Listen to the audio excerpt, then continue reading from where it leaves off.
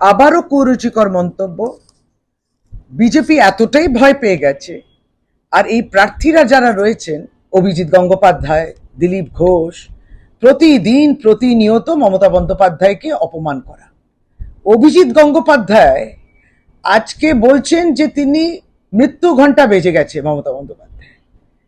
ভাবুন তো, এই মানুষগুলো নাকি রাজনীতি করবে, এদেরকে আয়না দেখাবে, এদেরকে আয়না দেখাবে বাংলার মানুষ।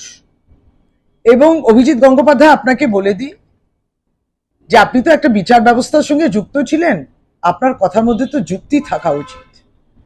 কিন্তু আপনি আজকে কারোর মৃত্যু কামনা করছেন, কোন তল্লানিতে গিয়ে আপনি নেমেছেন, এবং খুব সহজভাবে বোঝা যায় যাই জন্য আপনি বিজেপির দলে ঢুকেছেন।